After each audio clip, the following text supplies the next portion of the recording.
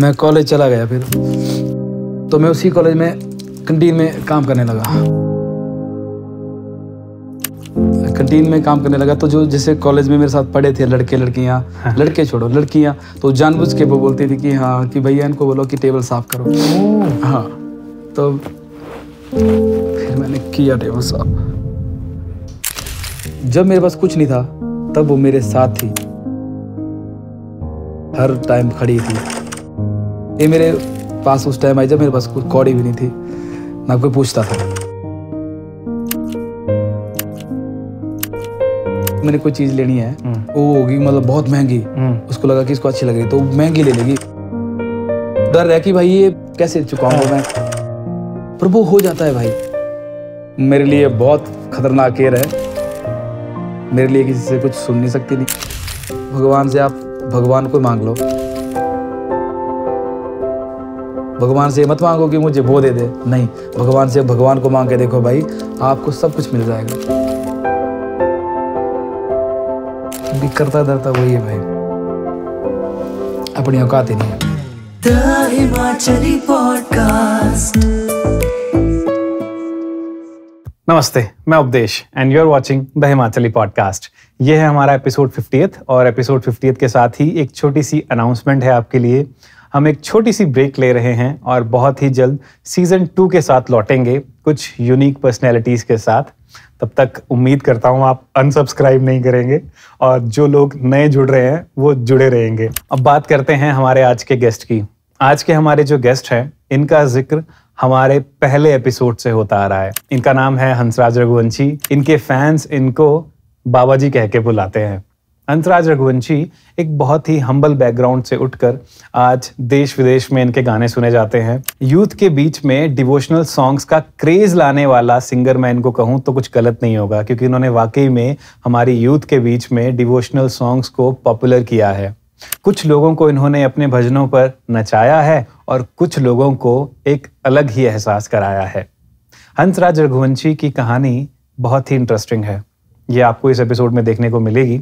मैं आपको एक बात बता देता हूँ, इनके साथ कॉन्वर्सेशन करके बड़ा आनंद आया ऑनेस्टली। एक तो ये इंटरव्यू देते नहीं है, 10, 15, 20 मिनट से ऊपर आपको इनका कोई इंटरव्यू नहीं मिलेगा और वी आर लकी कि हमें इन्होंने इतना टाइम दिया।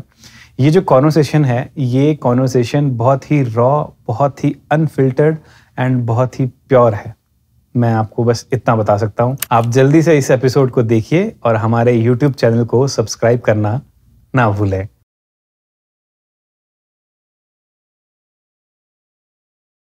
जय शंकर महाराज। जय भोलेनाथ। कैसे हैं आप? मैं बहुत बढ़िया भाई। मुझे बस सबसे पहले ये बताइए कि मैं आपको हंसराज कह के बुलाऊं, बाबा जी कह के बुलवाऊं या फिर सोनू बोलूं?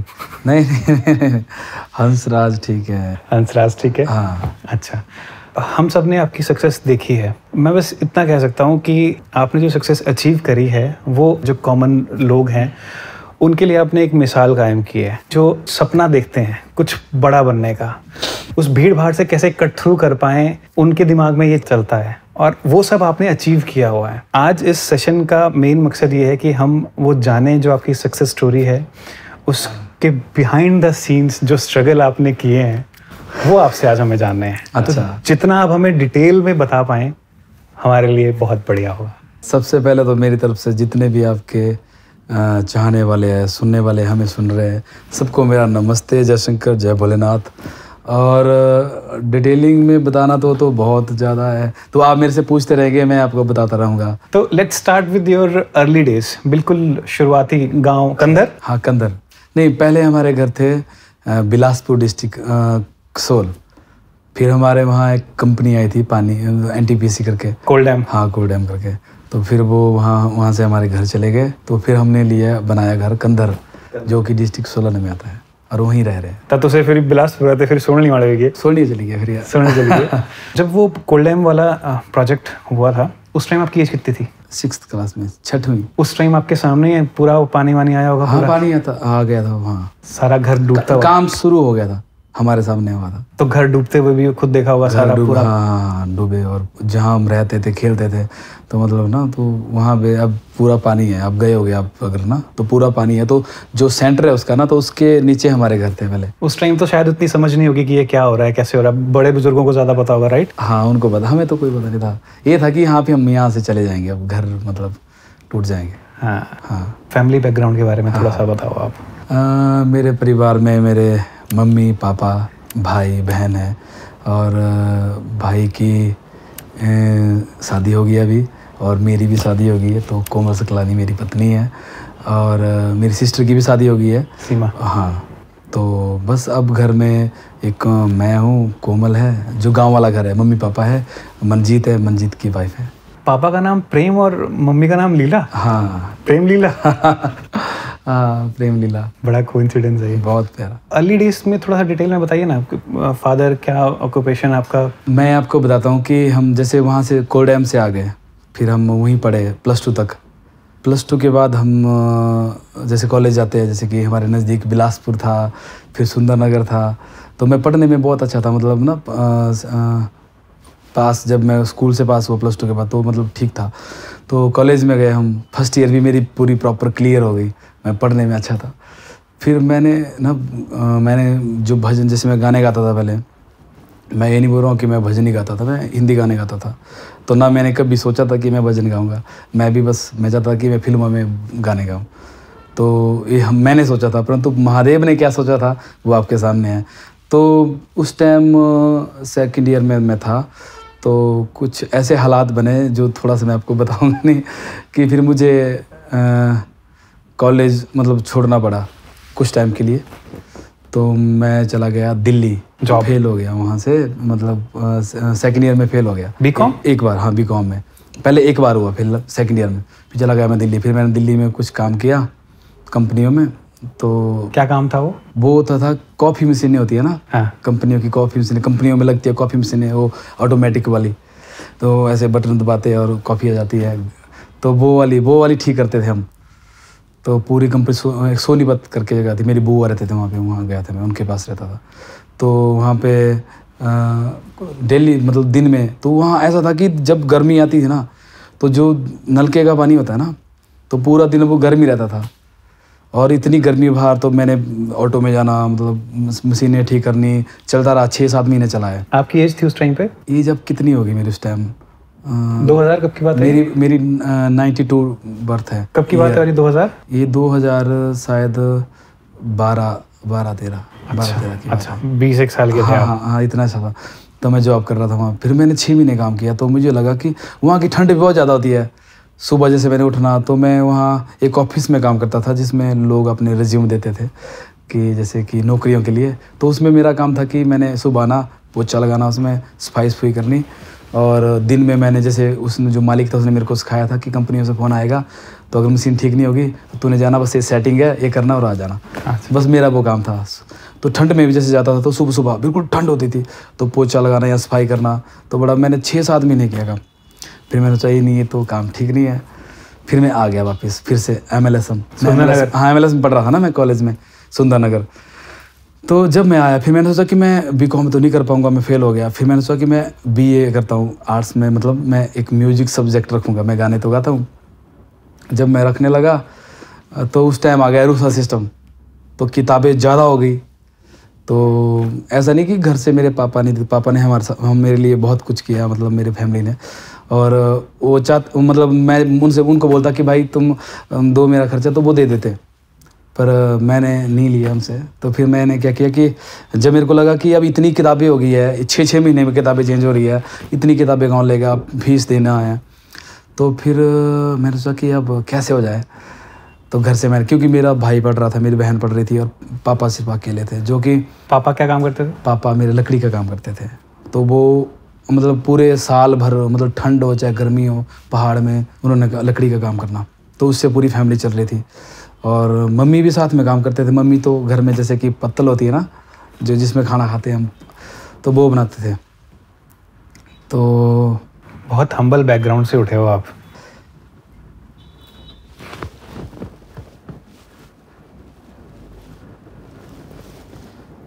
पानी पानी चाहिए।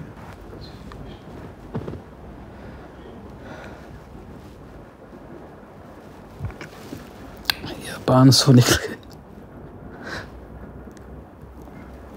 कुछ ले गया हूँ तेरे पानी वगैरह? तो मैं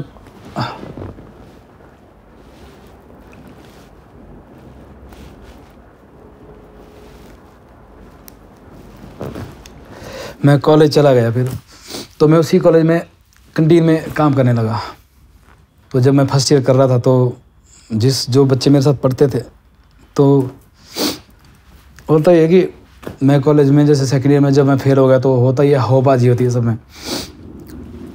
तो शायद मैं भी कर रहा था। और जब मैं काम करने लगा वहाँ पे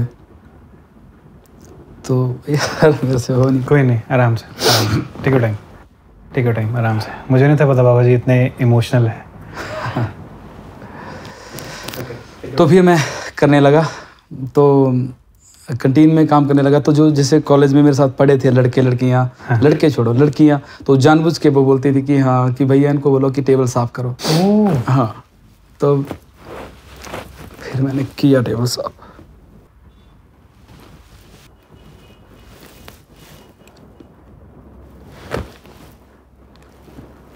और एक ग्राउंड था वहाँ पे, तो उसमें मैं डेली जैसे मैं चाय बांटता था सुबह से शाम तक।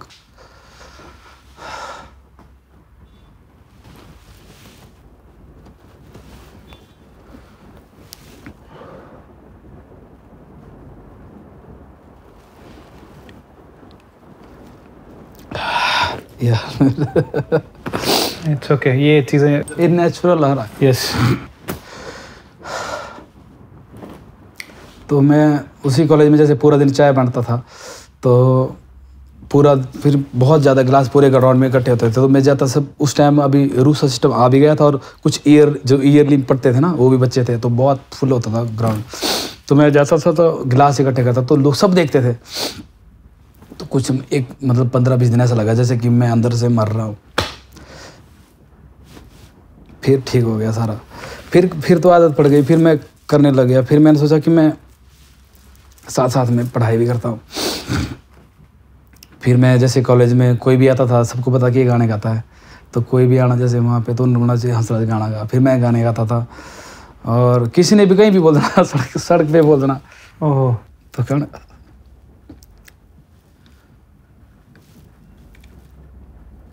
थोड़ा मिसयूज हुआ है, ऐसा लगता था उस टाइम पे? नहीं, कोई मिसयूज नहीं। मैंने या भोलेपन का थोड़ा सा मतलब थोड़ा होता है ना कईयों में कि भाई जैसे मैं कैंटीन में काम करता था तो मैंने 3 महीने काम किया। हाँ 3 महीने काम किया तो मेरी जैसे मैं सुबह से 5 बजे से काम करता था, रात के 11 बज जाते थे। तो जो कैंटीन वाले थे मैं काम करता था, तो जब 3 महीने हो गए मेरे को पेमेंट दी कि दे देंगे। फिर मैंने बाद में उनको लेके मैंने बोला मेरे को गिटार दिला दो, मैं करना चाहता था स्पीड में। फिर 3 महीने के बाद गया मैं, तो गिटार लिया हमने एक 3500 का था शायद। गिटार लिया, फिर मैं उसको बजाने में आता तो था नहीं, मैं ऐसे ही मतलब आप उसमें मस्त हो गया मैं थोड़ा सा। तो मैंने शायद 15 दिन में कैंटीन छोड़ दी। तो कैंटीन वाला ने बोला कि वो भाग गया भाई, वो मतलब पैसे देके मतलब वो हमने गिटार दिलाया उसको। ठीक है, उन्होंने गिटार दिलाया 3500 रुपये का, परंतु मैंने 3 महीने काम किया था। बाप रे।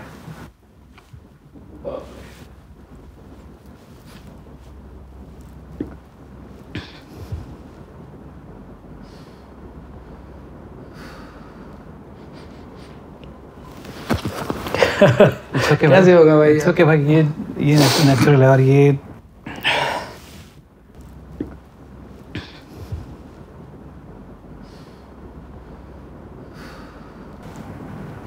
थोड़ा लाइट करता हूँ आपका मूड में, रुको। नहीं कोई नहीं मैं बोलता हूँ। फिर कहाँ थे हम? गिटार लिया, मैं चला गया भाई। मैंने एक गाना बनाया। एक वहाँ पे एक फ़ोटो स्टूडियो वाले थे भाई, राजू, जिनका नाम था राजू भाई। तो वो मेरे को सुनते थे। उन्होंने एक बार क्या किया, आइसुर मामू है, मामू को मामू बोलता हूँ। हाँ। तो वो जा रहे थे, एक लड़का है रवीज करके, एक मॉडल है ना, वो उस टाइम कुछ बना हुआ था, तो वो रोड आए थे, तो मैं सुंदरनगर, उन्होंने बाया सुंदरनगर जाना था। हाँ। तो उन्होंने फ़ोन कर दिया, और राजू भाई जो स्टूडियो, उन्होंने बात करा कि एक ऐसा लड़का है, तो आप बता दो क्या खर्चा रहेगा। तो थोड़ा बहुत हुआ था हमारा कि कितना क्या करना है जी।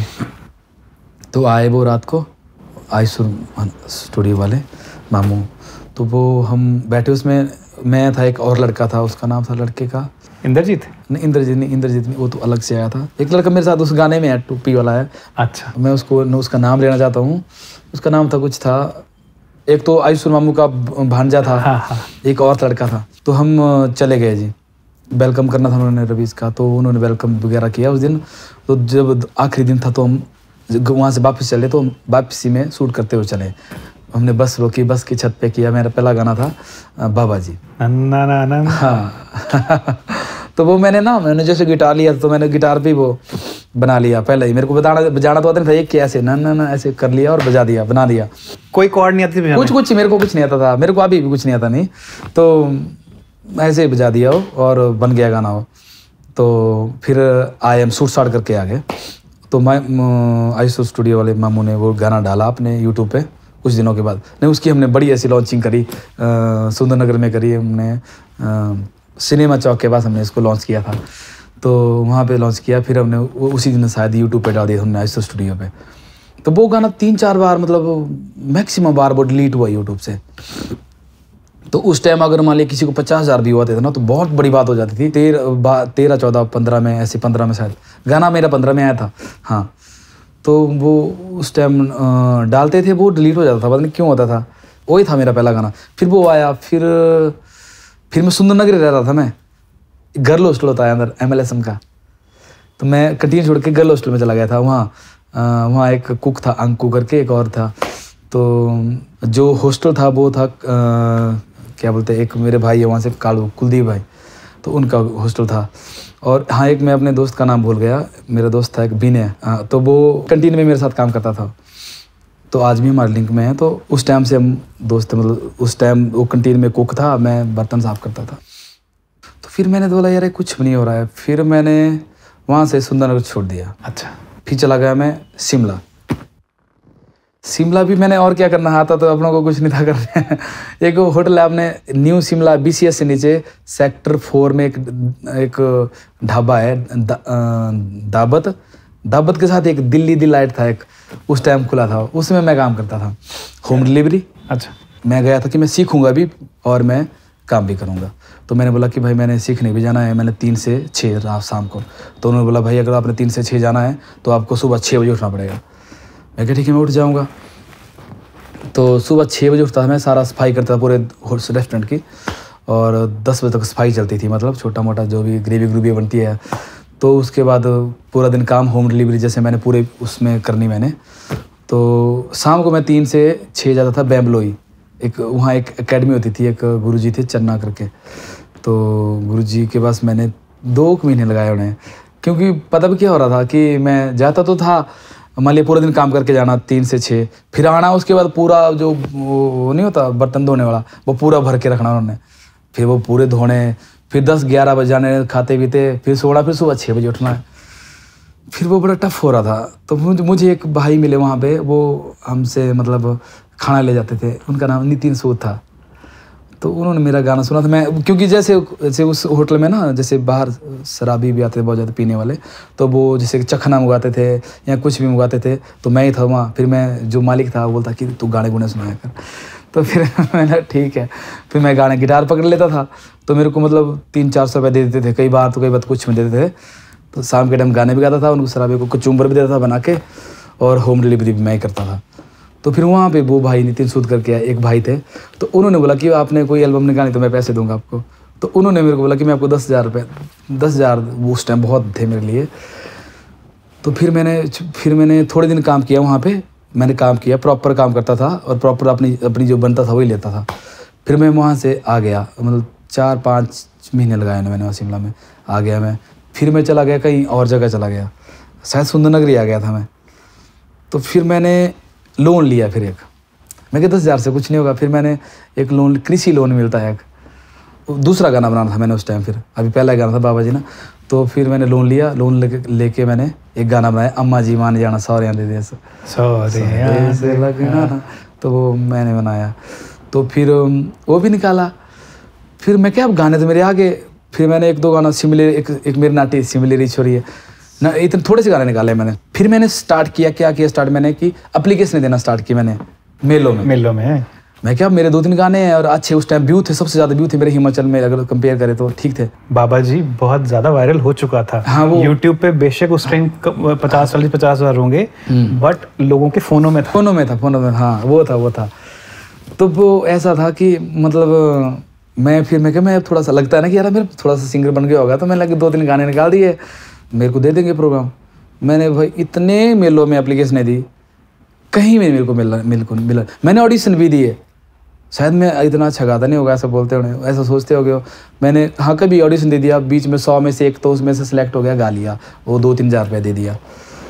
परंतु जैसे मान लिया, अब किसी भी सिंगर की अपनी एक प्रोफाइल बन जाती है ना, तो वो अब दिखाता है, मैं भी दिखाता था, परंतु बोलते ही नहीं चलते नहीं, यहाँ पे ऐसे गाने नहीं होते।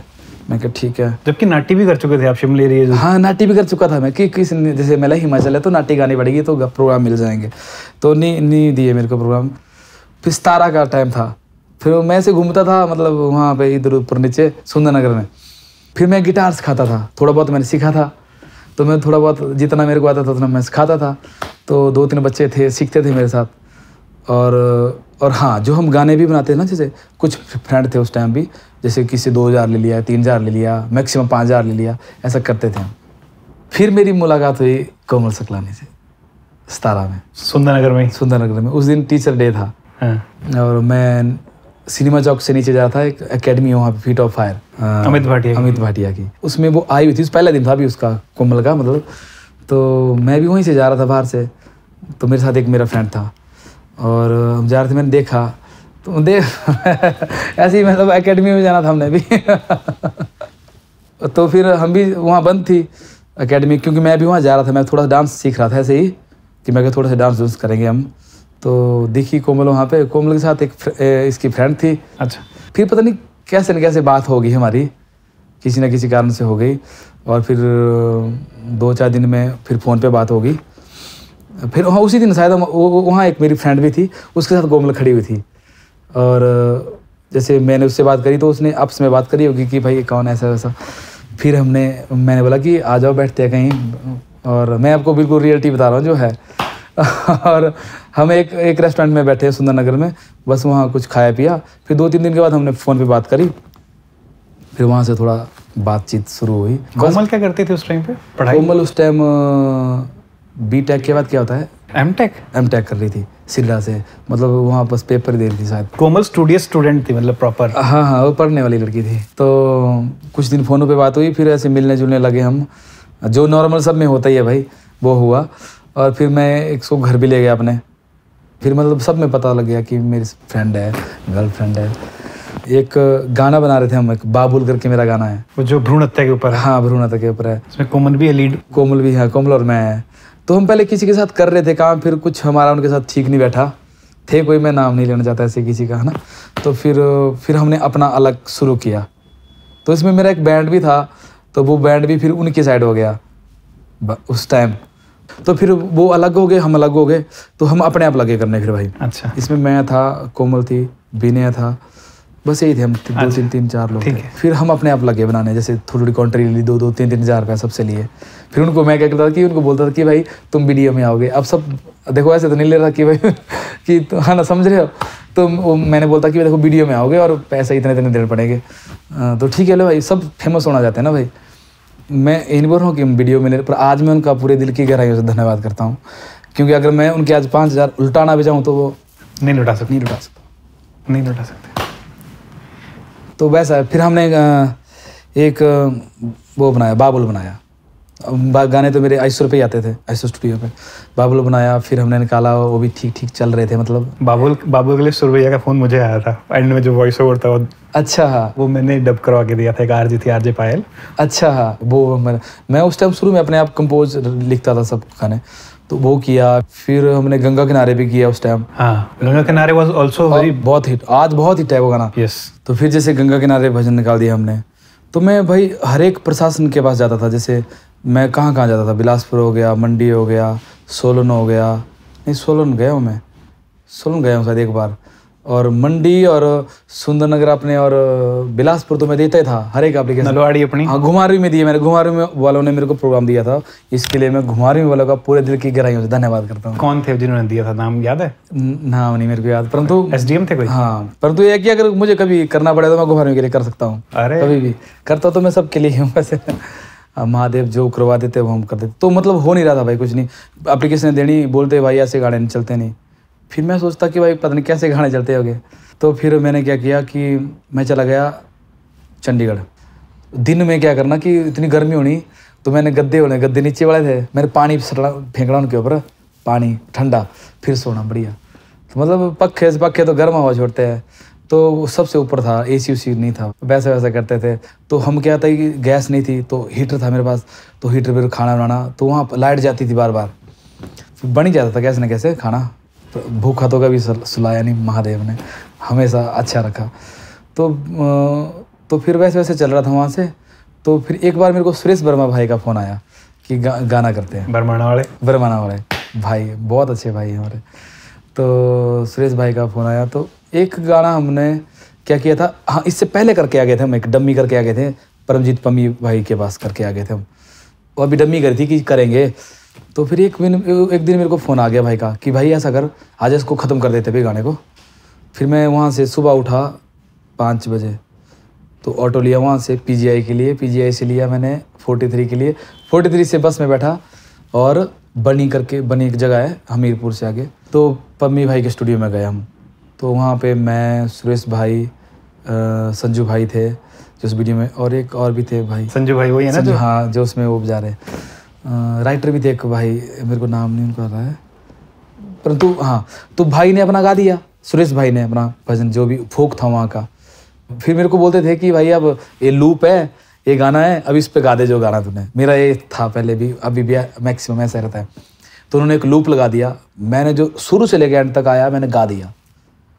तो वो एक टेक में है भाई, वो मतलब ऑन द स्पॉट हुआ है, ऑन द स्पॉट है। आप सुरेश भाई से पूछना, मेरा मैक्सिमम ऑन द स्पॉट है। और छोटे मोटे शब्द तो ऐसे लग रहे थे जो कि बिल्कुल वैसे लग रहे थे कि भाई ये नहीं रखने हैं, कुछ और रखना है, वैसे ऑन द स्पॉट हो गया सारा। नहीं, उसके लिरिक्स किसने लिखे थे? जो मैंने गाया है वो मेरे लिरिक्स है। उसी टाइम आपने जो गा दिया? उसी टाइम मेरा भोला है भंडारी आपने ऑन स्पॉट गाया? On the spot.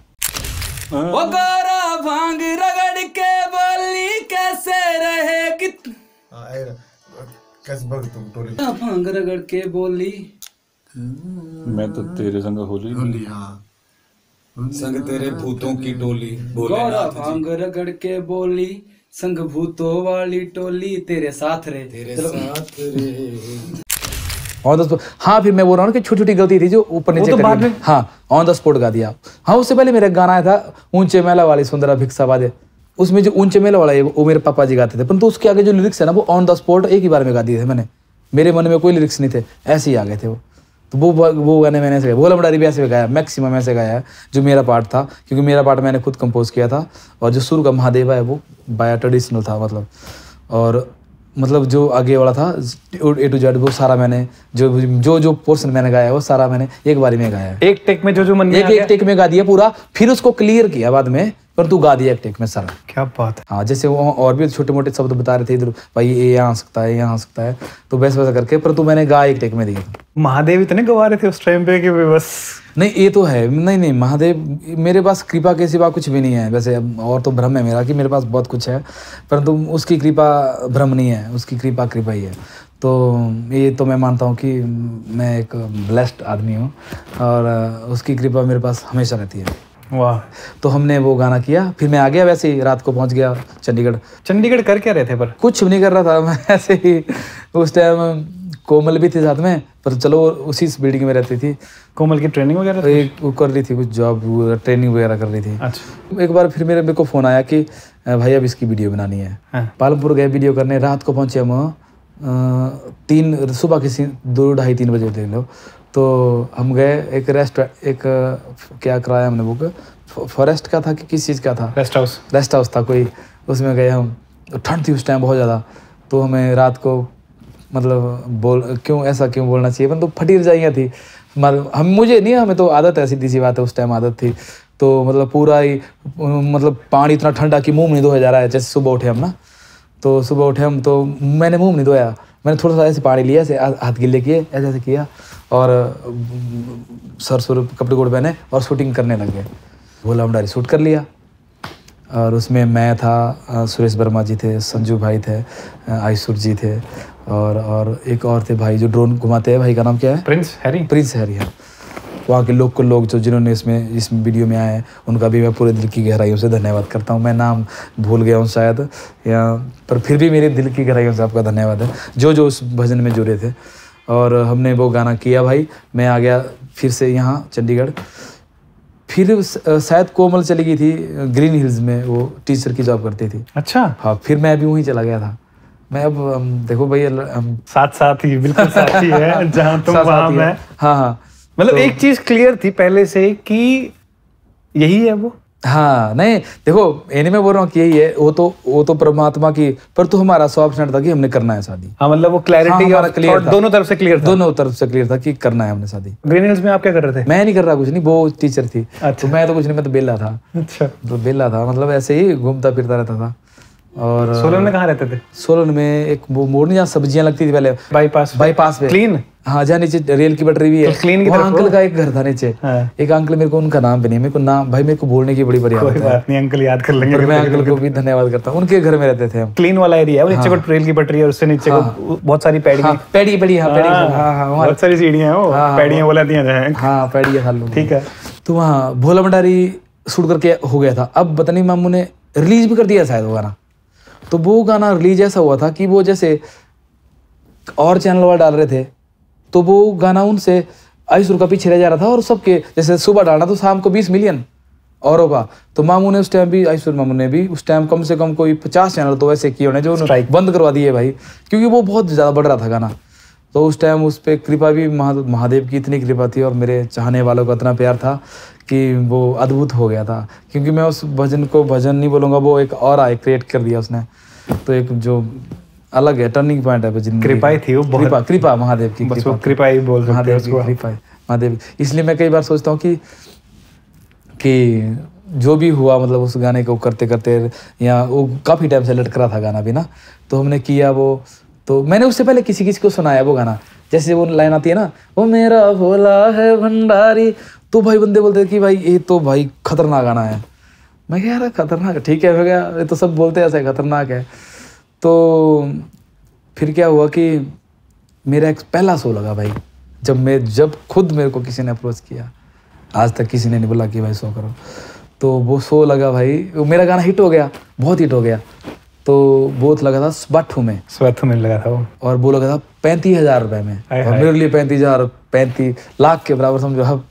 तो मैंने वो शायद 35,000 मैंने पहली बार इकट्ठे देखे थे। बस पकड़ के पहुंचे थे वहाँ पे? नहीं, दोस्तों, सुमेश भाई अपने दोस्त के नाम, सुमेश वो वही रहते थे उस टाइम। सुमेश भाई थे, तो सुमेश की गाड़ी में चले गए हम। यहाँ एक मेरे साथ लड़का था तन्नू करके, तनुज उसकी गाड़ी थी शायद, दोनों में से कोई गाड़ी थी। तनुज एक लड़का है, उसके पास आल्टो थी, उस आल्टो में गए शायद हम। और एक लड़का था साथ में गिटारिस्ट, मेरे गांव से है वो, अच्छा गिटार बजाता है भाई। माफ कर देना इनको, नहीं यार, उसका नाम आ रहा है मेरे को, मैं सच में बोल रहा हूँ भाई आप कमेंट जरूर करना, बोले मैं था वो। तो वो था और एक दो लड़का और थे बजाने वाले। तो हमने एक शो किया भाई वहाँ, तो हमने नाटिया भी गाई, भजन भी गाए वहाँ पर। लोग इतने खुश हो गए, तो मैं भी बहुत खुश हो गया। मैं कह नहीं, अच्छा मजा आ रहा है। और लोगों का रिस्पांस कैसा था ये बताओ? बहुत बढ़िया, वो लोग नाच रहे थे वहाँ पे। नाटिया भी गा रहा था ना मैं मिक्स सारी, तो भगवान का भी, वो महादेवा भी गा रहा था। महादेवा की डिमांड बार बार आ रही थी? बार बार गा रहा था मैंने। एक ही तो गाना था इतना, उसको गंगा किनारे गा रहा था मैं। उस दिन हमने, मेरे को पैसे मिले, मैं गया, रूम गया। कोमल ने शाम को आना था, तो मैंने पैसे रखे थे आगे। तो कोमल भी खुश हो गई, मैं भी खुश हो गया। फिर हम घर गए, मैं अपने घर गया गाँव वाले, फिर मैं कोमल को भी ले गया साथ में। तो रास्ते में ही हमें जम्मू के प्रोग्राम आ रहे, MP के प्रोग्राम आ रहे, इतने फ़ोन आ गए। मैं खुद ही मैनेजर बन के बात कर रहा हूँ। बताओ ये वाली बात बताओ प्लीज, ये जाननी है। नहीं, मैं खुद बात कर रहा हूँ कि मैं ऐसा बोल रहा हूँ। मेरी तो बात नहीं आ रही करने। फिर मैं कोमल से पूछ रहा हूँ कि क्या बताऊँ। जैसे मैंने फोन किया कि मैं जम्मू से बोल रहा हूँ और एक शो कराना, तो क्या बोल रहे थे आप? हाँ जी, जयशंकर जी, नमस्कार जी, ऐसे कर रहा था मैं बात। तो मैं मैनेजर बात कर रहा हूँ। मैं मैनेजर बात कर रहा हूँ। रुकी मैं बात कराता हूँ आपकी। ऐसे ही मैं क्या ऐसे करते हो गया ना भाई। तो नहीं होता ना यार, पता है इन सब चीजों का। वो होना नहीं था उस टाइम, एकदम था वो, बोले कल करना। मैं कहा कल तो नहीं होगा। घर गए, फिर 3-4-5 दिन के बाद एक प्रोग्राम आया था, मैं उसी रात आया फोन कि ये हम बोल रहे हैं कि उज्जैन महाकाल से प्रोग्राम करना है, बोले कितने पैसे लेते हैं। एक तो महाकाल बोल दिया, मैंने कितने बताऊं, फिर उसको पूछा मैंने कोमल को, बोले 50,000 बोल दो। 50,000 बोलो, ठीक है डन कर दो। फिर मैंने अच्छा मैंने मान गए 50,000 के लिए। तो मैं गया भाई वहाँ पे, मेरे साथ गए थे पम्मी भाई, परमजीत पम्मी भाई, मेरे को अंदर ले गए वो, गर्भगृह में ले गए और पहली बार मेरे से वहाँ बोला कि गाना गाओ आप। फिर मैंने वो गाया, और वो वायरल भी हुई थी क्लिप, वायरल बहुत बार। और भाई मैं पूरा ऐसे उनको पूरा ऐसे गले लगाया, फिर उन्होंने जो हार चढ़ा था वो मैंने ऐसे गले में डाल दिया दूर से, और ऐसे ही जिस दिन से वो नहीं मैं अब ना वो मैं भाई मैं ना मैं वो फील नहीं ला रहा हूँ कि मैं रो जाऊँ, इसलिए मैं ऊपर से बात कर रहा हूँ कि भाई मेरे हो गए हैं लिटरली वो फीलिंग। क्योंकि मैं भाई मेरे को उन्होंने चढ़ाया वो हार, महादेव महाकाल को जो चढ़ा था, मैं जिंदगी में मैं पहली बार रोया था अंदर। मैं कमरे में गया तो इतने मेरे फैन, इतने चाहने वाले लोग, तो मैं कमरे में गया भाई, तो फिर मैं मतलब जोर से रोया, मतलब मैं 1-2 घंटा रोया कि ये तो कृपा ही होगी, मतलब मैं बहुत रोया। और वो दिन वो बार कहाँ वो MLSM की कैंटीन से मतलब वो से लेके और कहाँ सीधा महाकाल ने अपने पास आके बिठा दिया और बोला कि यहाँ गा और फिर यहाँ गा, और यहाँ से और लोग वेट कर रहे हैं बाहर, वेट कर रहे हैं। और मैं क्या बताऊँ, मैं सच में रोया हूँ भाई उस टाइम, मैं पूरे दिल की गहराइयों से रोया हूँ कि मेरी इतनी औकात नहीं है कि मेरे को क्या। हाँ, और मैं वहाँ से प्रोग्राम करके आया महाकाल से, और फिर भाई मैंने एक बार आपको बीच में बताया कि मैंने एक लोन लिया था। हाँ, कृषि लोन लिया था। कितने का था वो? तो उस टाइम 80,000 का था भाई वो, पर मेरे लिए 80 लाख के बराबर था। तो अब जिसके पास पैसे नहीं है भाई उसके लिए 80,000 भी 80 लाख ही है, मेरी सीधी सी बात है। अब तो चलो पैसे लगे आने मेरे को, तो भाई सोचो आप कि उस टाइम महीना एंड हो रहा था और 31 तारीख को मैं बैंक करप्ट हो जाना था, मतलब अभी 3-4 दिन बचे हुए थे। वो लोन एक दिन पहले हटाया, अगर मैं एक दिन बाद करता तो मैं उसमें मेरे रेड जो होता है ना वो हो जाता, डिफॉल्टर लिस्ट। तो भाई अब कृपा नहीं है तो फिर क्या है। मैंने जिंदगी में मैं ये भी बताना चाहता हूँ कि भाई मैं जब कर रहा था तो मेरे मन में 1% भी ऐसा नहीं था कि मेरे को आ क्यों नहीं रहा है।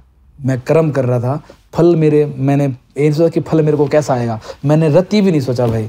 मैं रियलिटी में दिल की गहराइयों से बता रहा हूँ कि मैंने बिल्कुल भी नहीं सोचा। वरना बंदे सोचते हैं कि भाई मैं लोन ले रहा हूँ, मैं ऐसे पैसे ले रहा हूँ, मैं इधर से उधार ले रहा हूँ, उधर से उधार ले रहा हूँ, तो हटाएंगे कैसे। 100 मैं कर नहीं रहा, 100 मेरे को दे नहीं रही है सरकार, प्रशासन 100 दे नहीं रहा है, बोलते हैं कि भाई ऐसे गाड़े नहीं होते। नहीं, आप बेसिकली फ्रस्ट्रेट नहीं हुए, मैं नहीं हुआ, आपने उस चीज़ को नेगेटिव नहीं लिया और आप कंटिन्यू रहे। मैं देखो, मैं बोलूँ कि मैं नहीं हुआ, ये मेरे अंदर शक्ति डाली महादेव ने कि भाई मेरे को होने नहीं दिया उसने।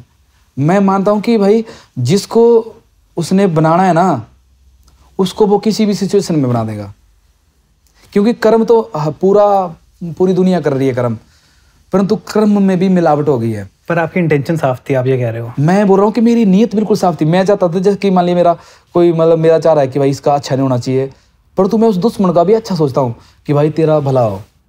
मैंने आज तक कभी सोचा नहीं कि इसका बुरा हो। और मेरा ये मानना है कि महादेव का भक्त वही है जो बंदा पूरा भोला हो।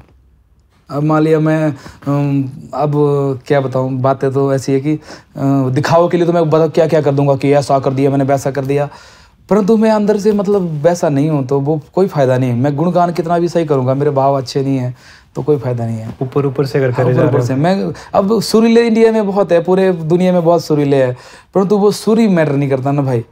वो जो सुर गाया गया है, वो सुर का जो भाव है वो मैटर करता है। राइट, सुरीले बहुत है, सुरीले बहुत है। हम बेस के आदमी हैं, हम स्टेज पे भी, मैं बोलता हूँ कि स्टेज पे मैं काफ़ी टाइम में बेसुरा हो जाता हूँ।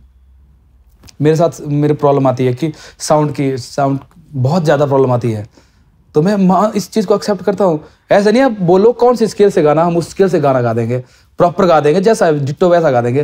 परंतु कई बार हो जाता है साउंड, कई बार अच्छी मिलती है, अच्छा हो जाता है, कई बार नहीं मिलती, तो वो मैं अपनी बात नहीं कर रहा हूँ, मैं सबकी बात कर रहा हूँ, क्योंकि सिचुएशन कैसी भी हो सकती है। दूसरी बात ये भी होती है ना, जो लाइव शोज होते हैं मोस्टली ओपन एरियाज में होते हैं, ओपन एरिया में होते हैं, और ओपन एरिया में साउंड की दिक्कत आती है, आती है भाई, आती है। अब मैं ऐसा भजन कीर्तन नहीं कर रहा हूँ कि मेरे पास तबला एक और हारमोनियम है, तब तो उससे तो गला बिल्कुल भी दुखेगा नहीं, क्योंकि प्रॉपर गले का आपका वोकल आएगा। अब मेरे साथ कीबोर्ड है, लीड गिटारिस्ट है, बेसिस्ट है, परकशन 2-3 परकशनिस्ट है और भी 2-3 बंदे और वे, तो सबका मैनेज करना, तो फ्रीक्वेंसी स्पेक्ट्रम सबका सेट बैठाना। और हाँ, कई बार होता है जैसे कि अब सरकारी प्रोग्राम मिल गए तो उनमें टाइम टू टाइम होता है सब कुछ, कि साउंड चेक के लिए इतना नहीं मिलेगा नहीं, और ये आप इसी में एडजस्ट कर लो। अब होता ही है, अब हमें रेट दे रहे हैं तो सर आपको इतना रेट दे रहे हैं, आप साउंड में इतना कर लो, तो वो सिचुएशन ऐसी हो जाती है। कई मेरे को ऐसा हुआ कि भाई हम आपको रेट दे रहे हैं, आपको बोलो साउंड कैसा चाहिए, वैसे तो मिलता है मैक्सिमम अच्छा मिलता है, परंतु कई बार गड़बड़ हो जाती है। मेजॉरिटी ऐसा ही होता है, मेल सरकारी उसमें ऐसा ही होता है कि क्योंकि वहाँ पे टाइम नहीं होता ना सारा का सारा, इतने सारे आर्टिस्टों को भी गवाना है, सब चीजें करना, और ये जो आप कह रहे हो ना, ये साउंड वाली दिक्कत ये होती है भाई, होती है। फिर लोग हमें वो कर देते कि भाई ये तो बेसुरा, तो मैं क्या भाई ठीक है, हम बेसुरे आदमी हैं, सोचो हम बेसुरे होकर इतना उसकी कृपा है, तुम सुर में क्या कर रहे हो फिर? तो इसलिए ये मत सोचो कि तुम बहुत बड़े सीखे हुए कलाकार हो, सब अच्छा गाते हैं, अपनी अपनी जगह सब अच्छा गाते हैं। जिसको जिसने बनाया ना, परमात्मा ने जो जो बनाए उसको कृपा तो रही होगी भाई, मेरा जो मानना है। क्योंकि मेरा मानना है कि जो भी इंसान अपनी ज़िंदगी में कुछ कर रहा है, वो ऐसा नहीं कि वो उसकी प्लानिंग से हुआ है, सब उसकी प्लानिंग से हुआ है। तो जो बना है वो उसकी मर्जी से बना है, तो अब उसकी मर्जी से जो बना है उस पर तुम होते कौन है उंगली उठाने वाले? तुम अपने कर्म पे ध्यान दो। कर्म अगर अच्छे करोगे, नियति अच्छी नियति और अच्छी सोच से, जैसे तुम बाहर हो ना बातें करते हो, वैसे अगर अंदर से भी बातें होगी ना तो बहुत अच्छा रहेगा, तभी लोग कनेक्ट करेंगे भाई, कनेक्ट करेंगे। अब मैं आपसे पहले बात कर रहा हूँ तो मैं अगर मैं उसी वे में बात करूँगा ना भाई अंदर जाके अपने, तो मैं शायद आपका ये पॉडकास्ट नहीं कर पाऊंगा, क्योंकि मैं इमोशनल बहुत ज़्यादा हूँ, मेरे को आंसू आ जाएंगे। मैंने देख लिया तो मैं ऊपर देख लिया। आप अभी थोड़ा, हाँ, कोई मैडम भी थे कॉलेज में जो, हाँ एक मैडम, हाँ मैं बताता हूँ। हमारे कॉलेज में मैं पढ़ता था, जैसे मैं भाई बीकॉम सेकेंड ईयर में 4 बार फेल हो गया। तो टीचर भी ऐसे हो गए थे कि वो अपने खास आदमी थे सारे, अच्छे टीचर थे सारे। तो एक मैडम थे, तो मैडम ने मेरे को ज़बरदस्ती लास्ट ईयर में एक बार फिर से बोला कि तू एडमिशन ले। तो मैंने बोला मैडम जी इतनी फीस है। तो उनका नाम कविता मैडम। उन्होंने मेरी फीस, उन्होंने बोला कि जैसे मैंने फीस भरनी थी तो मेरे पास पैसे नहीं थे, तो मैडम ने बोला कि जब ड्राफ्ट लिया, तो ड्राफ्ट शायद फीस हमारी 3500 थी, तो मैडम को मैंने बोल दिया 4500 है मैडम। मैडम को पता है, वो तो मैडम है कि जानबूझ के ऊपर से ले रहा है, ठीक है। मैडम ने 4500 दिया, तो मैडम ने मेरे को उस टाइम पैसे दिए कि तू अपनी फीस भर। और एक सर थे जिन्होंने मेरे को किताबें दी थी, संजय सर, वो भी कॉमर्स के थे। बहुत लोगों ने सपोर्ट किया है, बहुत लोगों ने। कोमल के आने के बाद जिंदगी कैसे बदली आपकी? भाई मैं आपको बताऊं कि मैं जैसे ये आई, मैं ऐसा था पहले कि मैं अगर कहीं ना करनी है ना तो मेरे से ना नहीं होती, हाँ हो जाती है, और वो हाँ मेरे को खा जाती है, महंगी पड़ती है ना। तो जब से वो आई तो मैंने अपने काम में किया और उसका साथ हर एक उस प्रोजेक्ट में रहा, तो उसने मतलब पूरी हेल्प करी। कोमल आई और कोमल अपने साथ लक लेके, ऐसा भी कह सकते हैं, लेडी लक होता है जो? नहीं, वो तो है, लेडीज लक तो है ही, क्योंकि जब से वो आई, जैसे 17 में आई थी, तो बस थोड़े 18-19 में अपना हिट हो गया था, 19 में गाना हिट हो गया था। कभी ऐसा भी कोई फेज आया कि जब ऐसा लगा हो कि मतलब सब कुछ अच्छा तो नहीं होता? हाँ, नहीं होता, राइट। तो क्या आपस में भी कभी ऐसा आया, कभी कोई फेज की नहीं आ रही चीजें, काम नहीं कर रही, कुछ ऐसा भी कभी हुआ? नहीं, लड़ाइयाँ तो होती है भाई, सब में होती है, लड़ाइयाँ तो चलती रहती है, छोटी मोटी लड़ाइयाँ चलती रहती है। क्योंकि मेरा जो मानना है, मैं आपको बताऊँ भाई, कि भगवान भी देखता है कि तुम किसके लिए कितने ईमानदार हो, वो ईमानदारी भी मैटर करती है। तो मेरी इसके लिए, इसकी मेरे लिए, और सबसे बड़ी बात कि इसने साथ रखा। चाहे जब मेरे पास आई थी तो मैं बड़ा अमीर आदमी नहीं था, मैं सड़कों पे था, और तो ये नहीं बोल सकते कि इसने मेरे को देखा कि भाई ये बहुत खतरनाक कलाकार है और बहुत फेमस कलाकार है, पैसे वाला आदमी है, तो वैसा भी कुछ नहीं था। ये मेरे पास उस टाइम आई जब मेरे पास कुछ कौड़ी भी नहीं थी, ना कोई पूछता था, रिश्तेदार तो पूछते नहीं थे। माता पिता का स्ट्रगल मेरी ज़िंदगी में ऐसा रहा है कि उन्होंने बहुत मेहनत करी हमें पढ़ाने की। जैसे मैं कैंटीन में काम कर रहा था तो वो कर सकते थे मेरा, परंतु मैंने कभी बोला नहीं उनको, क्योंकि प्रेशर नहीं दिया उनको। और वो तो माता पिता की, मेरी मम्मी पापा के संस्कार और ईमानदारी, जहाँ भी आज मैं बैठा हूँ। एक चीज ये भी है ना कि जिसके साथ आपने शुरुआत की हो, पेरेंट्स का तो सपोर्ट अलग लेवल का है, वो तो उस चीज को, पर एक ऐसा पर्सन जो लाइफ में आया हो जिनके साथ आपने शुरुआत करी, और उस टाइम पे शुरुआत करी जब आपके पास कुछ भी नहीं था भाई, है ना। कोमल उस टाइम आपकी लाइफ में आए जब आपके पास कुछ नहीं था, और आज जब आपके पास बहुत कुछ है। देखो मेरे जब मेरे पास कुछ नहीं था तब वो मेरे साथ थी, हर टाइम खड़ी थी कि ऐसा करते वैसा करते। और वो मतलब ये भी है कि मान लीजिए मैंने कोई छोटी चीज, मतलब मैंने कोई चीज लेनी है तो मैं वो होगी मतलब बहुत महंगी, उसको लगा कि इसको अच्छी लग रही तो महंगी ले लेगी। मेरे को डर है कि भाई ये कैसे चुकाऊंगा मैं, पर वो हो जाता है भाई। ठीक है, लड़ते सभी है भाई, है ना। वो आपसी समझ है, वो मतलब उसकी जो केयर है, मतलब मेरे लिए बहुत खतरनाक केयर है। मेरे लिए किसी से कुछ सुन नहीं सकती, नहीं मेरे लिए कोई कुछ गलत बोल दे तो उसको नहीं टॉलरेट कर सकती।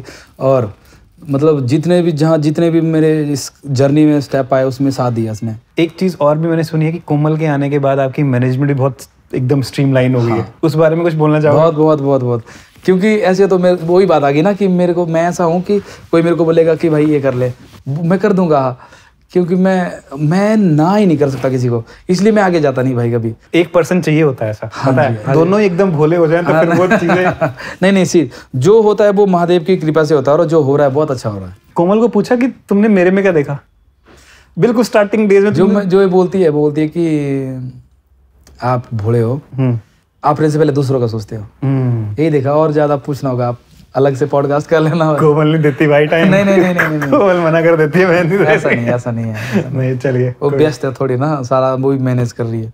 पेरेंट्स का कितना सपोर्ट रहा है, थोड़ा सा डिटेल में बता पाएंगे यार? हमारे परिवार में पापा लकड़ी का काम करते थे, तो छोटा भाई था मेरा, मैं था। तो एक बार मैं स्कूल नहीं गया, मैं अपनी जर्नी बताता हूँ आपको। मैं स्कूल नहीं गया हुआ था, शुक्रवार था उस दिन, छोटा भाई मेरा स्कूल गया था, मंजीत। जैसे रात को आया, शाम को आया स्कूल से, वो स्कूल बहुत दूर था, पैदल जाते थे। तो जैसे शाम को आया तो उसने बोला मेरे को कि कल शनिवार है, कल बाल सब है स्कूल में, तो कल मतलब गाना सुनेंगे सबसे मैडम। उस टाइम मैंने भाई एक टेप रिकॉर्डर लाया था, पापा ने हमारे लिए सुनने के लिए गाने। तो पापा तो गाते थे, मंडली में गाते पापा गाना। पापा मंडली गाते, हाँ पापा भजन गाते हैं। पापा तो ऐसी जगह गाते हैं जहाँ हम भी नहीं गा पाते, फिर तो अब तो बुजुर्ग हो रहे हैं, तो अब उन्होंने आहिस्ता आहिस्ता छोड़ दिया, थोड़ा गाते हैं वैसे तो म्यूजिक का कीड़ा पापा से आया? हाँ, पापा गाते हैं मेरे। अच्छा, आपको बताया नहीं, पापा गाते हैं मेरे पूरे गांव में।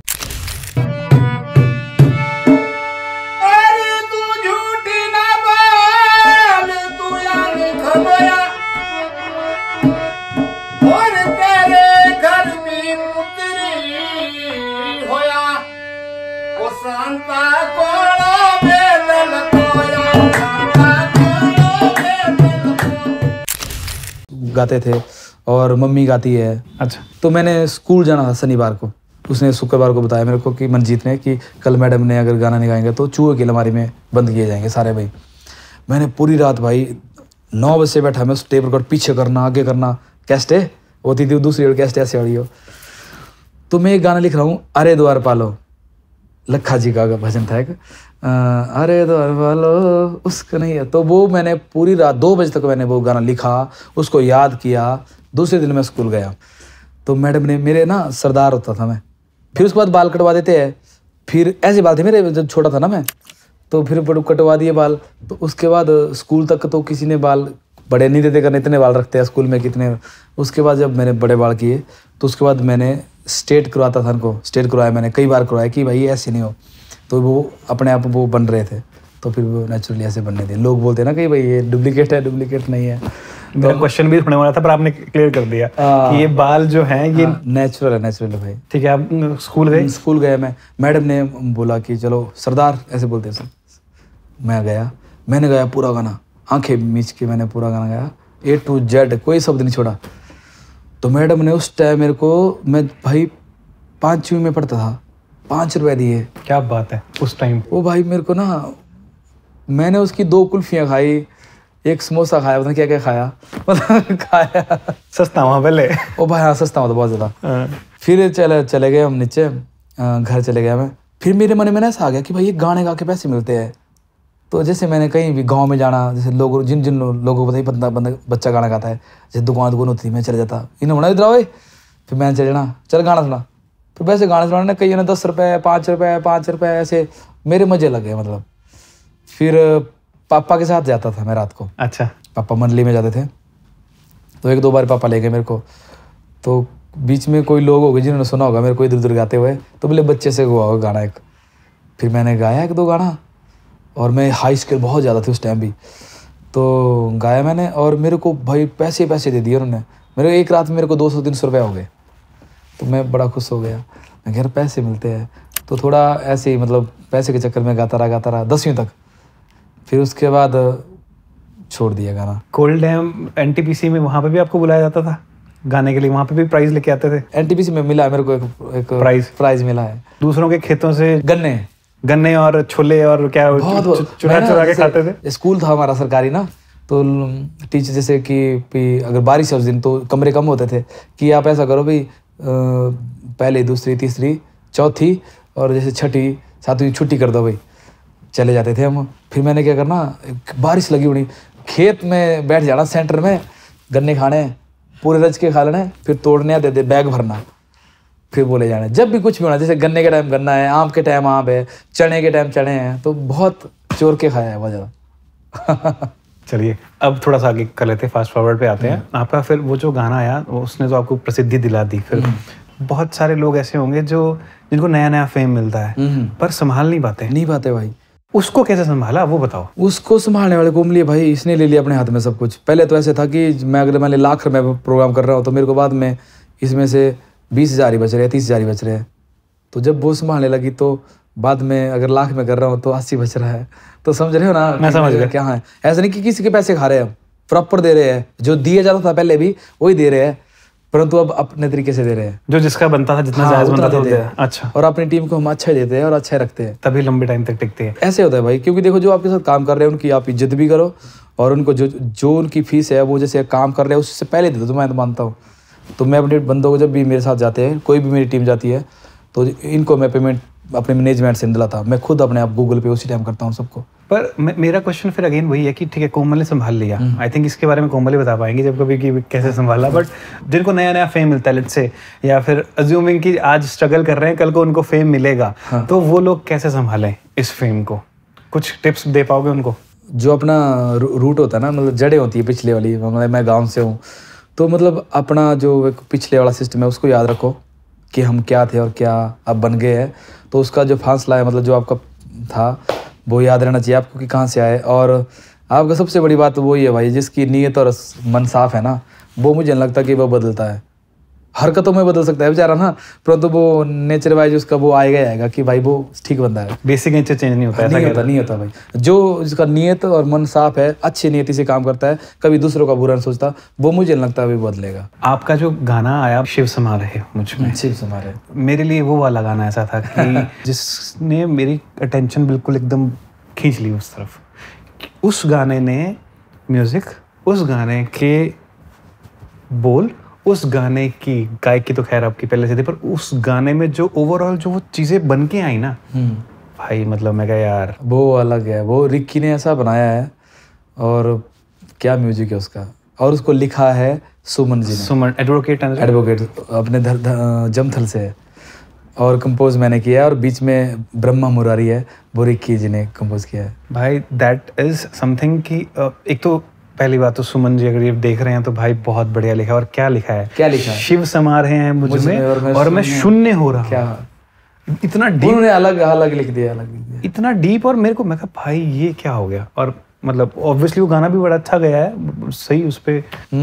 रिक्की के साथ काम कर रहे कैसा ओवरऑल एक्सपीरियंस रहा? रिक्की बहुत अच्छा लड़का है, वो क्रिएटिव बहुत ज़्यादा है। अच्छी मतलब लिखना, कंपोज करना। मैं उसको बोलता हूँ कि भाई गाना बना दे ऐसा, तो वो दे देता है बना के। तो मतलब वो बहुत मेहनती भी है और अच्छा लड़का है, ईमानदार लड़का है। और डीजे स्ट्रिंग्स वो भी अच्छा है। वो थोड़ा है, थोड़ा खतरनाक बंदा है। वो नहीं, वो मेरे साथ ठीक है। अच्छा, नहीं ऐसे नहीं बोल रहा हूँ कि गलत है, मतलब वो थोड़ा शर्मिला नहीं है, मतलब वो खुल जाता है, जहाँ भी जाना खुल जाता है। रिक्की थोड़ा बेचारा, रिक्की अपना हिमाचली बंदा है। हाँ, वो थोड़ा शरीफ ज़्यादा है, थोड़ा आराम, मतलब ठीक है जी भैया, मतलब बिल्कुल ऐसे वो भी वैसा ही है, परंतु वो बस जिससे भी पंजाबी भाई अपना पंजाबी है। अभी हमारा आ रहा है एक भजन डीजे के साथ आ रहा है मेरा। अच्छा, डीजे के साथ आ रहा है। गोविंदा गोपाला। अच्छा, जन्माष्टमी पे क्या खास बनाता है डीजे स्ट्रिंग्स को भी? देखो मुझे तो लगता है कि खास तो पब्लिक बनाती है जो सुनते हैं, और हम तो कोशिश करते हैं भाई। देखो हर एक कलाकार कोशिश करता है कि उसका जो पहला ट्रैक बड़ा है उससे बड़ा बने, परंतु वैसा नहीं हो पाता भाई, है ना। नेचुरल सी बात है कि जो वही बात आ गई कि जो हम सोचते हैं वो नहीं होता, जो वो सोचता है उसने सोचा रखा है कि वैसा ही होगा तो वैसा ही होगा। तो मैं तो ये बोलता हूँ कि भाई आप करते रहिए, ये मत सोचो कि हिट नहीं हो रहे, करते रहिए करते रहिए।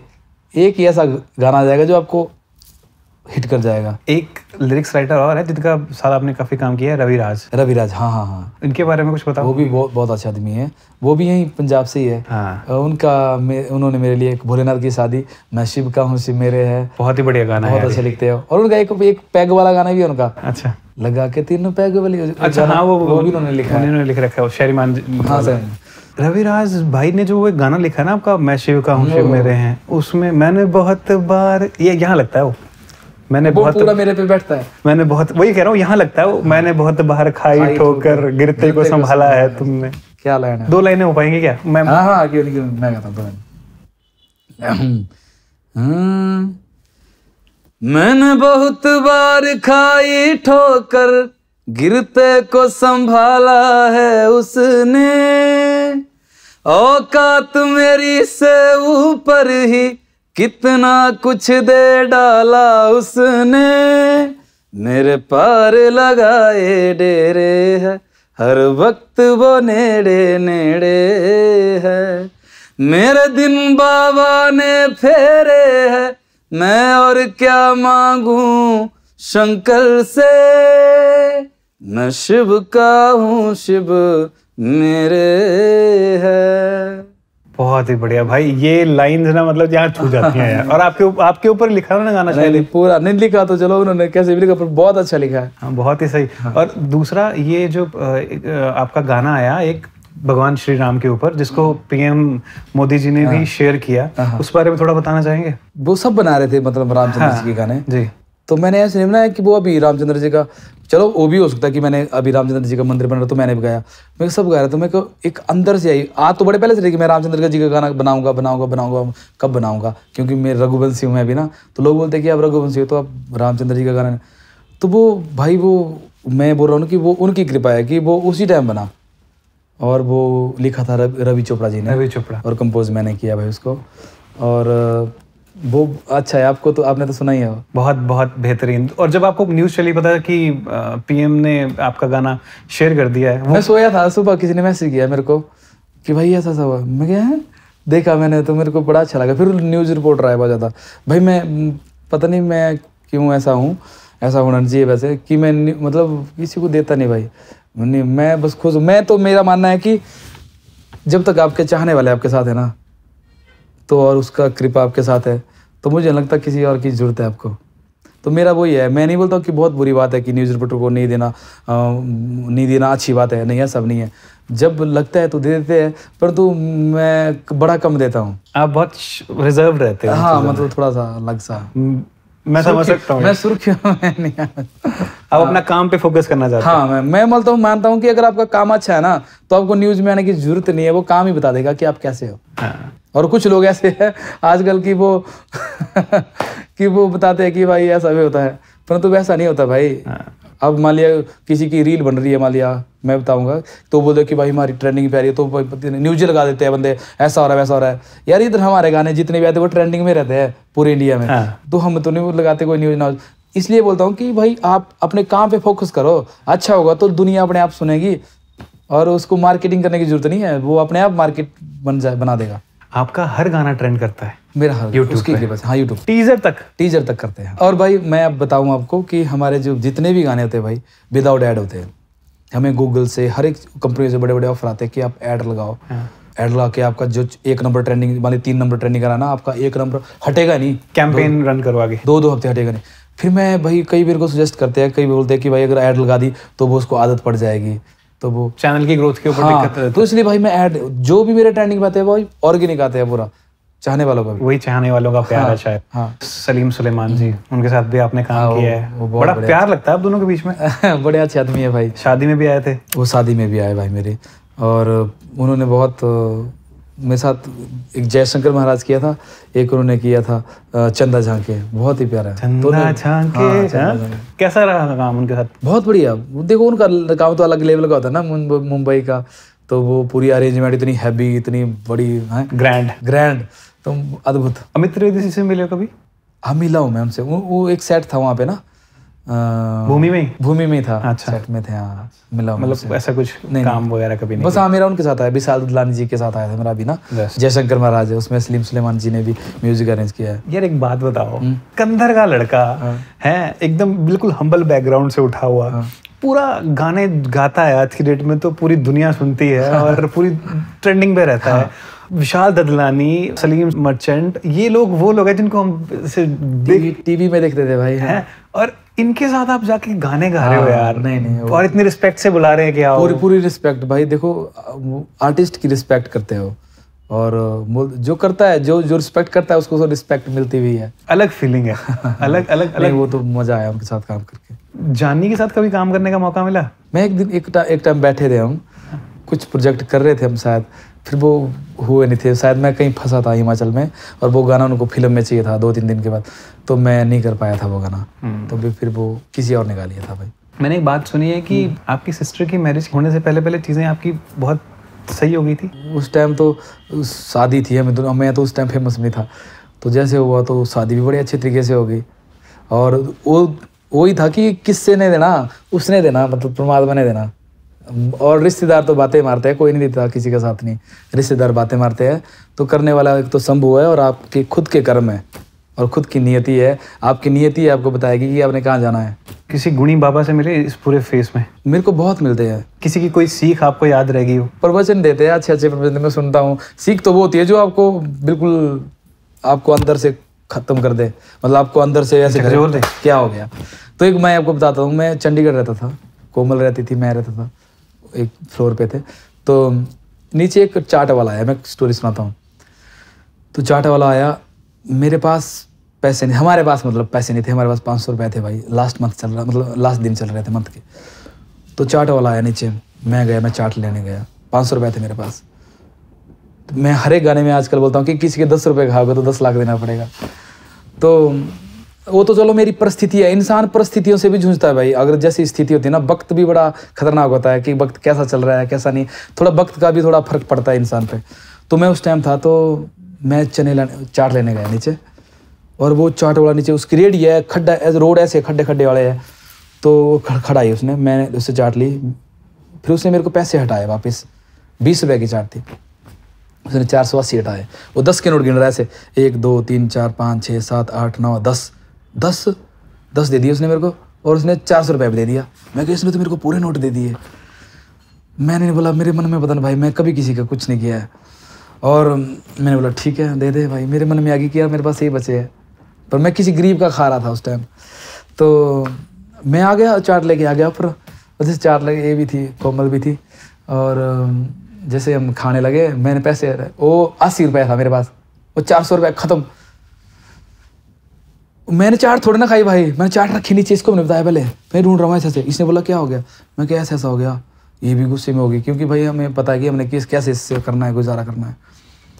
तो मैं भाई भाग के नीचे गया, रोड बिल्कुल ख़राब था, और वो चाट वाला रेडी ना इधर है ना उधर है, वो एकदम उड़ के कहाँ चला गया। वो जो मेरे साथ हुआ है, मतलब मैं अपने इधर की बात, मैं उस गली में गया, और उस गली में गया, और भाई मैं उसको बोल रहा हूँ कि ऊपर से वो देख रही है, मैं क्या वो कहाँ गया, फिर मैं दौड़ के परे तक गया, भाई वो दिखा ही नहीं, वो कौन सी हवा में चली गई।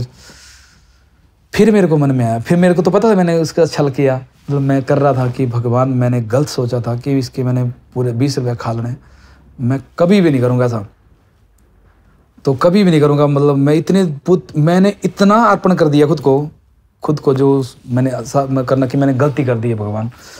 तो मैं भाई पूरा दिल की गहराइयों से चला गया ऊपर, 80 रुपये हाथ में है, चला गया। और भाई जैसे चने देते हैं ना, चने के नीचे कागज़ भी देते हैं ना, तो उन कागज़ों के बीच में 400 रुपये। तो फिर मैंने रियलाइज़ किया कि भाई नहीं, परमात्मा तो है, वो आपको देख रहा है, तो वो किसी भी रूप में है। और मैं किसी गरीब का मतलब 10 रुपये भी खाओगे तो मैं हमेशा यही बोलता हूँ कि किसी के 10 रुपये खाएगा तो 10 लाख देना पड़ेगा। क्या बात है, अपने अनुभव से कह रहे हो? हाँ, अनुभव है, क्योंकि अनुभव और जो होती है ना वचन प्रवचन, उनमें बड़ा अंतर है भाई। प्रवचन हम सुन लेते हैं, हम उस टाइम सुनते हैं, हम थोड़े पॉजिटिव रहते हैं, बाद में आ जाते हैं ना भाई हम वैसे नेगेटिव हो जाते हैं।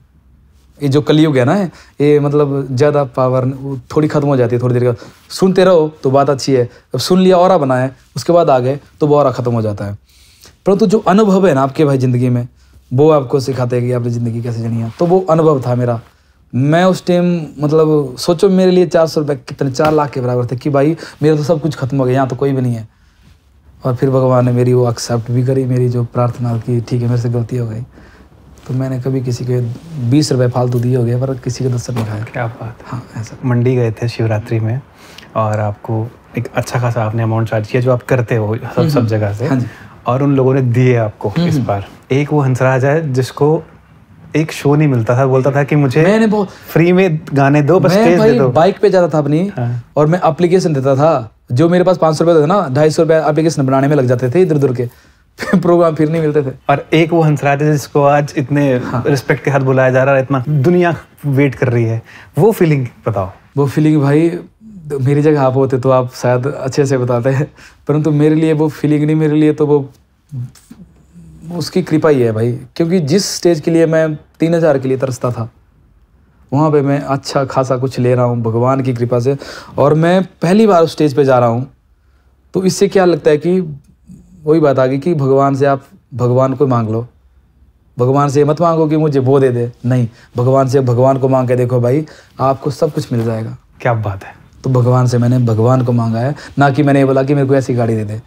बस मैं ये मांगता हूँ कि भगवान बस मेरे साथ रहना और सुख शांति इज्जत मान सम्मान बनाए रखना। तो क्या हुआ कि समय वो भी समय था और ये भी समय है। उस टाइम मैं एप्लीकेशन दे के जा रहा था, आज मैं गाड़ी में जा रहा हूँ बढ़िया और स्टार नाइट कर रहा हूँ। उतने अमाउंट की स्टार नाइट किसने नहीं करी वहाँ पे इस मतलब ईयर में। तो उनकी कृपा है। तो यही बोलता हूँ कि विश्वास रखिए उस विश्वनाथ पे, क्योंकि वो देता है परंतु आपको निचोड़ता है पहले। वो पेशेंस टेस्ट करता है भाई। हमने शिमला में ठंड में कितने भांडे धोए हैं अपने हाथों से, कंटीन में अपने वहाँ धोए। तो वो पहले आपको नीचे गिराता है, बहुत नीचे, कि जहाँ आपको लगेगा कि भाई अब तो वैल्यू खत्म हो गई, अंदर से मारता है वो कि भाई तू है क्या चीज़। अगर देखना हो, मैं आपको एक बताऊँ, हम अमरनाथ गए। मैं जहाँ जाता हूँ VIP क्या होता है? VIP कुछ नहीं होता है, समय VIP होता है। मुझे तो लगता है जब आपका समय चल रहा है ना, तो आपको कर लेना चाहिए जो आप कर सकते हो महादेव की कृपा से। नीचे से पूरी मेरी तामझाम सब कुछ, घोड़े पे जाना पे ऐसा वैसा। घोड़े पे तो मैं बैठा नहीं भाई, आगे मुझे अच्छा नहीं लगता, घोड़े पे नहीं बैठना चाहिए। हमारे चलो बुजुर्ग तो चलो मानते हैं कि चलो घोड़े पे जा सकते हैं, परंतु अगर तुम बाबा के दरबार जा रहे हो ना, तो घोड़े पे वो भी चलो सामान तो चलो ढोना पड़ता है, उनके घोड़े के भी कर्म है, परंतु इतने भी कर्म मत कराओ कि आप डबल कर्म करा रहे हो उनसे। जब आप चल सकते हो तो मत चलो भाई। तो मैं नीचे से पूरा प्रावधान था हमारा, DC वगैरह सब कुछ सबने दिया था कि आपको वहाँ फौजी पूरा सिक्योरिटी मिलेगी, सब कुछ सब। भाई हम चले गए, हम घोड़े पे नहीं गए, हम पैदल गए, चौपर से उतरे, हम पैदल गए ऊपर को। और मैंने पूरा आंखें रखी खुली, पर सब कुछ बांधा हुआ है। कुछ लोगों ने तो मेरे को आंखों से पहचान लिया, प्लीज़ भाई प्लीज़, ऐसे मैं पैर पड़ गया, मैं प्लीज़ भाई मत बोलना, नहीं तो यहाँ मेरे साथ कोई भी नहीं है, मैं पागल हो जाऊँगा। तो क्या हुआ कि चले गए हम आगे गेट पे। भाई गेट पे सबको रोक रहे हैं। मैं कैसे बोल सकता हूँ कि मैं हंस से मेरे को जाने दो, मैं लटाई खोल रहा हूँ अपनी, कुछ भी नहीं, मैंने इतना खोला मतलब मुँह कि मेरे पास ये है। भाई कोई नहीं पहचान रहा है, मतलब मैंने तो मुँह नहीं खोला है ना, पर तुम्हारी जो दिए थी चीज़ें वो कोई नहीं देख रहा है, कोई नहीं मान रहा है। भाई इतना हो गया, 10 मिनट हो गए खड़े हो, बारिश से भीग रहा हूँ, पूरा लथपथ हो गया। मैंने बोला कोमल सामान छोड़े यहाँ पे अपना, चलो भाई चले हम पैदल, लाइन में चले रगड़ते ऊपर तक चले गए। फिर दूर से माथा टेका। जब मैंने दर्शन कर लिए, पता नहीं कहाँ से फौजी आ गए, हंसराज जी। जब मैंने कर लिए, फिर ले गए मेरे को नीचे कुटिया में, उसमें फिर मैंने उससे अनुभव किया कि एक बार तो मैंने अपनी औकात से कर लिए। मेरी क्या औकात थी, मतलब मैं जितना बड़ी तामझाम कर ली हो गया मैंने कि भाई ऐसा ऐसा कर लेंगे, कुछ नहीं वहाँ पे भाई, वहाँ पे उनकी चलती है बाबा की। फिर जब उसने देखा कि ठीक है तो कर लिया ना दर्शन, अब फिर उसने अपने पंडितों के साथ भेजा, फिर मेरे उस तरीके से हुए जो तूने चीज़ कमाई है। फिर आया मैं, फिर मेरे को बाबा के आगे सामने बैठाया, फिर मेरे मंत्र पढ़े, सब कुछ हुआ। तो फिर मुझे फील हुआ कि यार एक तो मेरी थी औकात थी, एक उसने अपनी कृपा बता दी। लास्ट क्वेश्चन, कभी मिसयूज हुआ आपका? बहुत हुआ है, बहुत बहुत हुआ है भाई, बहुत हुआ है। मिस यूज तो क्या बोल सकते हैं अपने, कि पैसे मेरे लग रहे हैं, सब कुछ मेरा लग रहा है, सब कुछ मैं कर रहा हूँ, प्रोड्यूसर वो बने हुए हैं और सब कुछ मैं कर रहा हूँ। परंतु फिर भी मैं खुश था। जो लोन लान लिए थे मैंने इसी चक्कर में लिए थे भाई, लोन लान मैंने लिए थे, प्रोड्यूसर कोई और बन रहा था, पैसा मैं लगा रहा था। तो देख लो वो बंदे आज वही हैं, और मैं लगा के भी मतलब ना किसी को बोला कि मैं प्रोड्यूसर हूँ, क्योंकि मेरे हर एक गाने में आपने देखा कि प्रोड्यूसर भोलेनाथ, क्योंकि करता धरता वही है भाई, अपनी औकात ही नहीं है। बहुत बहुत धन्यवाद आपका, आपने इतना कीमती समय दिया हमें। चलो आपका भी प्यार बना रहे भाई। आई नो आप नहीं करते हो इस तरह के इंटरव्यूज, नहीं करते हो, मुझे पता है, मैं भी काफ़ी टाइम से ट्रैक कर रहा था, पर ये शायद ये हमारे हाथ में ही नहीं, ये सब उनकी कृपा का है। और बहुत मज़ा आया। मुझे नहीं था पता कि आप इतना इमोशनल पर्सन हो। नहीं मैंने भाई, इसलिए मैंने थोड़ा ऊपर से कर दिया आपका इंटरव्यू, क्योंकि ना मैं अगर मैं गहराई में जाता ना तो मैं इंटरव्यू नहीं कर पाता। मैं तो इसको ऐसा बोलूँगा कि हम बस आज बात करने बैठे हुए थे, आपने अपनी चीज़ें हमारे साथ शेयर करी और बहुत मज़ा आया। हाँ जी, आई होप कभी आपसे जल्दी कभी जरूर भाई, आप ध्यान रखिए। और मैं आपके जितने भी चाहने वाले और सुनने वाले हमें सबसे यही प्रार्थना करूँगा कि आप जरूर भाई को सपोर्ट करिए। हिमाचल से है भाई, हिमाचल की बात नहीं है, पूरे इंडिया से कहीं भी अगर टैलेंटेड लोग हैं तो आप सबको सपोर्ट करिए और अपना प्यार यूं ही बनाए रखिए भाई के ऊपर, और महादेव आपको हमेशा खुश रखे। और अपने फैन से क्या कहना चाहोगे? सब खुश रहे, तंदुरुस्त रहे, और महादेव की कृपा बनी रहे आप सब पे, और महादेव आप सबका ख्याल रखे। बहुत बहुत धन्यवाद। The Himachali podcast.